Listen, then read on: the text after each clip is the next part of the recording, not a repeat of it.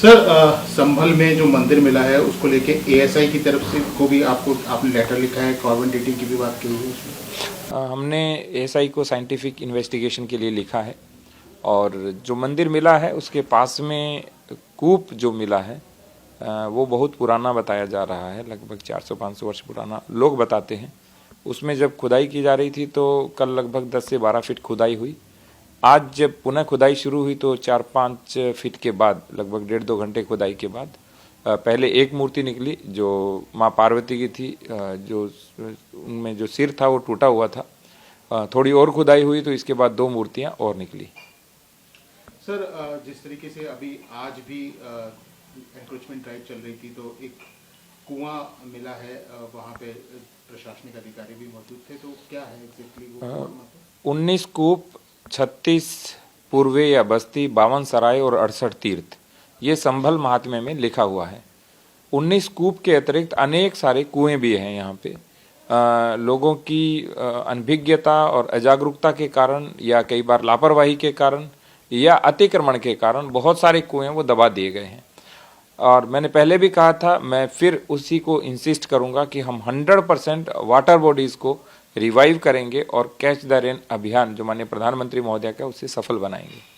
Sir जिस तरीके से कुएं में भी कुछ मूर्तियां मिली हैं, एएसआई को भी आपने लेटर लिख दिया है, तो क्या उस एरिया को अभी प्रोटेक्टेड कर दिया है वहाँ? अभी एरिया प्रोटेक्ट किया है और खुदाई केवल थोड़ी सी देर के लिए रोकी थी क्योंकि भीड़ ज़्यादा हो गई थी। हमने बैरिकेटिंग करा दी है और हमने कहा है कि जितना गहरा है कुआं उसके अंदर जितना भी कचरा या मलबा भरा हुआ है वो सारा निकाला जाए और पूरी सुरक्षा के साथ कार्य हो रहा है। सर जिस तरीके से ड्राइव भी चल रही है, संभल में एनक्रोचमेंट भी हटाए जा रहे हैं, तो क्या इन टेम्पल्स जो इस तरीके के टेम्पल्स हैं उनकी खोज अभी और जो नहीं मिले हैं उनकी जारी रहेगी और एनक्रोचमेंट ड्राइव से भी इसमें हेल्प मिल रही है? गत 2 सप्ताह से हमारी टीम खोज रही है, एक एक करके चीज़ें निकल रही हैं। कुछ चीज़ें लोग बता रहे हैं, बहुत सारी चीज़ें हमारी टीम ने भी खोजी हैं। मेरा सब लोगों से भी अनुरोध रहेगा, यदि इस तरह का कोई प्राचीन अवशेष मिलता है, कहीं पर भी कोई प्राचीन धरोहर आपको सामने दिखती है तो उसके बारे में हमें अवगत कराएं, क्योंकि ये धरोहरें हमारी संस्कृति की, हमारी सभ्यता के प्रतीक चिन्ह भी हैं और वो हमारे लिए एक गर्व का और गौरव का विषय भी है। तो जो जो मिलेगा उसको हम अच्छे से संरक्षित कराएंगे ताकि भविष्य के लिए हम संजो सकें। सर इलेक्ट्रिसिटी थेफ्ट के लेके भी ये ड्राइव चल रही है, अभी तक कितना एफआईआर्स भी हो चुकी हैं बहुत सारी उसमें, तो ये भी कंटिन्यू रहने वाला है? स्टैंडर्ड लाइन लॉस बिलो 10% होता है और हमारे यहाँ लाइन लॉस मोर देन 72% है और कुछ और दीपा सराय इत्यादि एरिया में मोर देन 80-85% हमारे यहाँ जो इलेक्ट्रिसिटी थेफ्ट है। तो हमारा प्रयास ये रहेगा कि जो स्टैंडर्ड है बिलो 10% लाइन लॉस उस तक लेके आया जाए। तो हम बिजली विभाग को जो जो सहयोग चाहिए, चाहे प्रशासन की ओर से, नगर पालिका की ओर से, पुलिस की ओर से, वो 100% उनको सहयोग दे रहे हैं।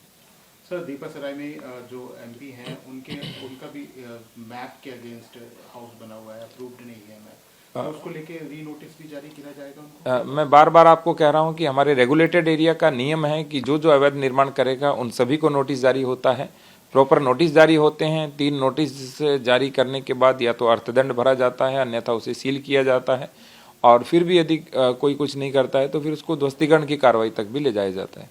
तो ये रेगुलर चलने वाली कार्रवाई है और चाहे कोई भी व्यक्ति हो, सभी पर समान रूप से ये नियम लागू होता है।